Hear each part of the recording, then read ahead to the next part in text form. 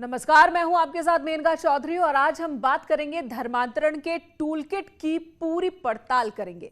जनसंख्या जिहाद पर सबूतों की स्ट्राइक करेंगे और दिखाएंगे कि कैसे मासूम बच्चों पर भी धर्मांतरण करने वालों की नजर रहती है। जब पैसे से काम नहीं बनता तो कैसे हुस्न का इस्तेमाल होता है, और उन माताओं के दर्द को भी दिखाएंगे जिनके बच्चे धर्मांतरण की साजिश में उनसे दूर हो गए।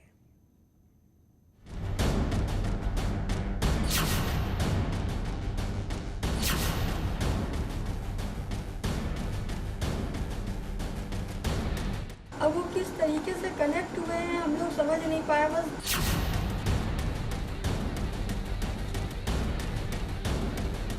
समझ में नहीं आ रहा है कि हम लोग जी बेहद बेहद कष्टदायक है ये बात। बेटा हिंदू धर्म में पैदा हुआ, सारे रीति रिवाजों से संस्कार हुआ, लेकिन वक्त बदला तो उसने धर्म भी बदल लिया। आखिर क्यों? एक माँ पूछ रही है कि आखिर उसका बेटा आदित्य से अब्दुल्ला कैसे बन गया। पिछले साल लॉकडाउन जब शुरू हुआ था तो घर में मोबाइल से ही कनेक्ट हुआ था, और धीरे धीरे करके उस समय रमज़ान का समय जब शुरू हुआ तो ये 2-4 दिन खाने के लिए परेशान किया, नहीं खाएंगे तो हमें इसके ऊपर डाउट हुआ कि ये रोज़े रख रहा है। फिर ऐसे करते करते फिर ये नमाज का शुरू हो गया इनका कार्यक्रम। आदित्य की मां ने कई ऐसी बातें बताई जो चौंकाने वाली है। ऐसी और भी कहानियां सामने आई हैं जो धर्मांतरण के मकसद पर सवाल खड़ा करती हैं।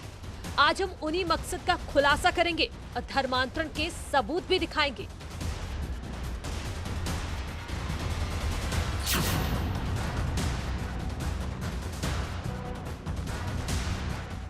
वो फॉर्म भी दिखाएंगे जिसमें हिंदू से मुस्लिम बनाने की प्रक्रिया दर्ज है।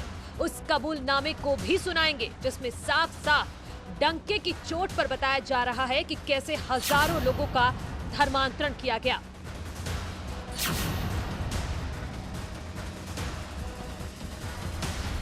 अल्हम्दुलिल्लाह इस सेंटर में 1000 से ज्यादा लोगों के लीगल डॉक्यूमेंटेशन की फॉर्मेलिटीज पूरी की गई हैं। साथ ऐसे लोगों के दस्तावेज लगे हैं जिसमें धर्मांतरण की पूरी कहानी है। आपको कबूलनामा सुनाएंगे और फंडिंग के अड्डे तक भी आपको लिए चलेंगे, लेकिन उससे पहले देखिए कि किस तरह से देवेश दानिश बन गया और किस तरह से कविता गजाला बन गई। कबूल किया है, सबके शपथ पत्र में यही बातें लिखी हैं। ये धर्मांतरण के पक्के सबूत हैं, लेकिन इसका मकसद क्या है? क्यों धर्मांतरण कराया जा रहा है? बताया जा रहा है कि एक सोची समझी साजिश के तहत जनसंख्या जिहाद चलाया जा रहा है। सोची समझी साजिश के तहत कराया जा रहा था, और ये स्वयं स्वेच्छा से धर्मांतरण नहीं हुआ है। ये या तो उनको किसी तरह के लालच दी गई है, उनको भय दिखाया गया है, या उनके दिव्यांग या आर्थिक रूप से कमज़ोर होने का फ़ायदा उठाकर इस तरह की चीज़ें कराई गई हैं। और यही सभी साक्ष्य हम लोग एकत्रित कर रहे हैं ताकि मजबूत साक्ष्य हमारे पास हो कोर्ट में इनके जुर्म को प्रूफ करने में। पुलिस ने अब तक की अपनी जांच में खुलासा किया है कि सबसे ज्यादा धर्मांतरण महिलाओं का किया गया है। कमजोर और गरीब महिलाओं को निशाना बनाकर उनसे लालच के तहत ये काम कराया गया है, और धर्मांतरण का ये जाल कई राज्यों तक फैला है। जो प्रोफाइलिंग, जो लोग कन्वर्ट हुए हैं उसकी हम लोग प्रोफाइलिंग कर रहे हैं। तो अभी तक लगभग 400 लोगों की हम लोग जो प्रोफाइलिंग की है, उसके हिसाब से लगभग 55% महिलाओं का कन्वर्शन हुआ है और 45% पुरुषों का हुआ है। इसके अतिरिक्त जो महत्वपूर्ण राज्य जहाँ से कन्वर्शन हुए हैं वो आसाम है, आंध्रा है, तेलंगाना है, वेस्ट बंगाल है, छत्तीसगढ़ है, हिमाचल प्रदेश है, झारखंड है, गुजरात है, बिहार है, राजस्थान है, हरियाणा है, दिल्ली है और यूपी है। पुलिस इस बात की जांच भी कर रही है कि किस राज्य में कितने धर्मांतरण हुए हैं और क्यों।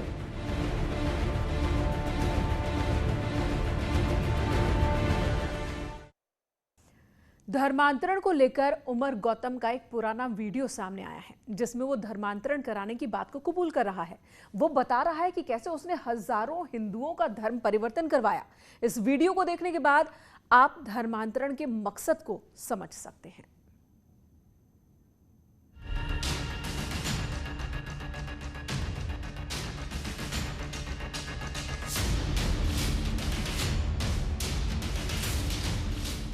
एटीएस की रिमांड पर आए दोनों आरोपियों से गहन पूछताछ जारी है।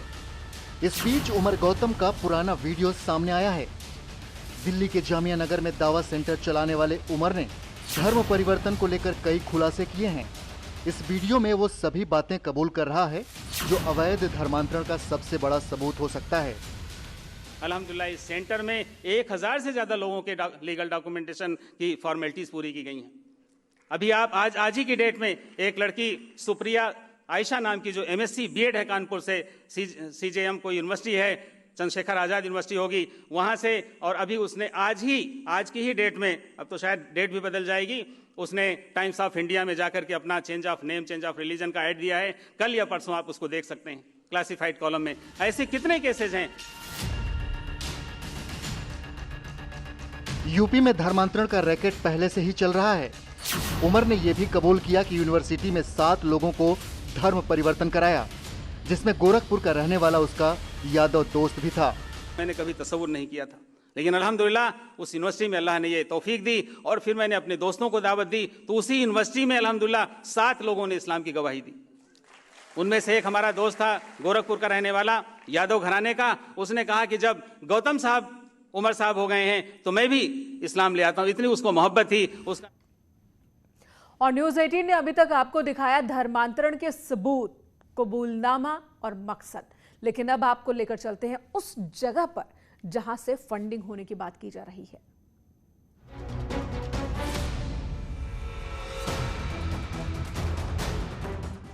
लखनऊ की अल हरम अकादमी। दावा तो किया जाता है कि यहां पर पढ़ाई होती है, लेकिन यहां से धर्मांतरण के तार भी जुड़ रहे हैं। बताया जा रहा है कि धर्मांतरण के लिए इस्लामिक दवा सेंटर को अमेरिका, कतर और कुवैत के एनजीओ से फंडिंग मिलती है। फातिमा चैरिटेबल फाउंडेशन और लखनऊ की Al Hasan education and welfare foundation समेत भारत के भी कई एनजीओ से फंड मिलने की खबर है। इसलिए न्यूज़ 18 की टीम अल हसन अकादमी पहुंचकर सच जानने की कोशिश करने लगी। अवैध धर्मांतरण मामले में गिरफ्तार मोहम्मद उमर गौतम और मुफ्ती काजी जहांगीर से जो जानकारी मिली है, जो बैंक खातों की जानकारी अभी तक मिली है इस्लामिक दावा सेंटर के, उनमें लखनऊ के भी एक इंस्टीट्यूट का नाम सामने आया है। अल हरम एजुकेशनल सोसाइटी नाम बताया जा रहा है कि यहाँ से भी फंडिंग हुई आईडीसी को। हम समझना चाहते थे कि आखिर अल हसन अकादमी में होता क्या है और धर्मांतरण से इसका क्या लेना देना है। सोसाइटी या अल हरम एकेडमी वो है और पढ़ाई चलती है इसमें, तो जबकि 2 साल से तकरीबन दूसरा साल शुरू है, 2 साल हो गए हैं जब से, तो कुछ नहीं है यहाँ, ना तो कोई पढ़ाई ना खुला हुआ है, सब बंद चल रहा है। हम ही इसमें जो भी देख रेख सब करते हैं, इसके को हैं। तो इसको क्या कहा जाए, ये मदरसा है यहाँ पर इस्लाम या धर्म दीन से संबंधित, या ICSE यूपी बोर्ड या CBSE बोर्ड की पढ़ाई? ये स्कूल है, ये धर्म से, किसी के धर्म से नहीं जुड़ा हुआ, ये स्कूल है। जब हमने जैद अल हसन से स्कूल के बारे में जानकारी मांगी, यहाँ कैसी पढ़ाई होती है, कौन लोग यहाँ पढ़ने आते हैं, तो उनके पास साफ साफ कोई जवाब नहीं था। कुछ भाषाओं की पढ़ाई का जिक्र किया। किस बोर्ड की पढ़ाई होती, किस क्लास तक का है, कुछ इसके बारे में नहीं हम बता सकते हैं। हम तो एक कर्मचारी हैं छोटे। एक स्कूल है अगर, तो किस क्लास तक का है, कि 1st से 10th तक है, 5th तक है? इसमें अरबी, इंग्लिश, हिंदी, मैथ, यही सब पढ़ाई होती है। अकेडमी है, स्कूल है, लेकिन पढ़ाई कहाँ तक होती है, किस क्लास की होती है, वहां काम करने वाले कर्मचारी को भी नहीं पता। एक छोटे से ब्रेक के लिए रुकते हैं, तुरंत लौटेंगे।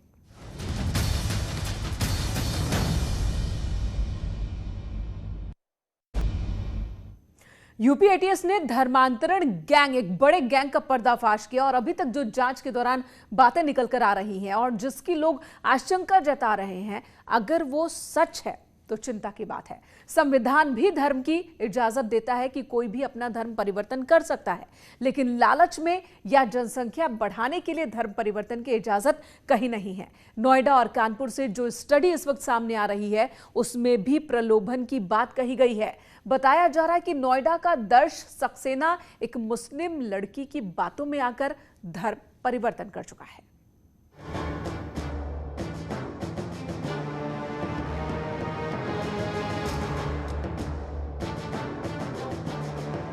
नोएडा का दर्श सक्सेना 17 साल की उम्र में घर छोड़ गया। जब घर नहीं लौटा तो माता पिता ने साल 2018 में नोएडा फेज 2 थाने में केस दर्ज कराया। लेकिन उन्हें नहीं पता था कि दर्श सक्सेना अब रिहान अंसारी बन गया है। जब माता पिता ने फेसबुक चैटिंग को खंगाला तो चैटिंग पढ़ते पढ़ते पता चला कि दर्श किसी नूरिया नाम की महिला से जुड़ा था। मां शिवानी सक्सेना का कहना है कि मुझे उसके व्यवहार पर शक था, लेकिन ये जानकारी नहीं थी कि वो घर छोड़कर चला जाएगा। मैम जब वो गया था तब तक तो हमको इतना ज़्यादा पता नहीं था। इंडिकेशन थोड़े बहुत मिले हमको। कुछ लोगों ने बताया कि उसको हमने मस्जिद में देखा था, शाहीन बाग में एक डे नाइट कुछ उनका मुस्लिम लोगों का होता है उसमें देखा था। जब हमने अपने बेटे से कन्फ्रंट किया तो उसने बोला कि नहीं मामा मैं क्यों जाऊंगा वहाँ पे। और एक बार उसके बैग में हमको इस्लाम से रिलेटेड कुछ बुक्स भी मिली और जो मस्जिद में जाते हैं जब नमाज़ पढ़ने के लिए जो टोपी पहनते हैं वो भी मिली। तो वो भी हमने उससे पूछा तो वो बोला नहीं मेरा नहीं है, मेरे किसी दोस्त का है। दर्श सक्सेना ने 5 मई 2018 को घर छोड़ दिया था, लेकिन अभी तक लौट कर नहीं आया। मां शिवानी ने बताया कि उसे अपने जाल में फंसाकर दूर किया गया और फिर उसका नाम बदल दिया गया। तो उसमें हमने देखा कि इसमें उसको इसी तरीके से इन्फ्लुएंस किया जा रहा था कि अल्लाह तो सबसे अच्छा है, आपने इसमें अगर आ जाओगे तो आपको बहुत अच्छा रहेगा, आप बहुत अच्छे हो जाओगे, आपको सब चीज़ें मिलेंगी, जो आप चाहते हो वो पूरा होगा। सारी चीज़ें जिस तरीके से इन्फ्लुएंस कर सकते हैं। अच्छा, तो आपने ये सोशल मीडिया पे देखा कि आपके बेटे को इन्फ्लुएंस में लाया जा रहा था, तो बेटे का क्या नाम था और फिर क्यों लगा आपको कि वो हिंदू से मुस्लिम बन गया है? बेटे का नाम दर्श सक्सेना है और जब हमने बाद में देखा तो उसने अपनी प्रोफाइल जो फेसबुक की थी वो एडिट कर दी थी, जिसमें दर्श सक्सेना नाम लिखा था। तो उसके बाद वहाँ पर नाम आने लगा था रेहान अंसारी।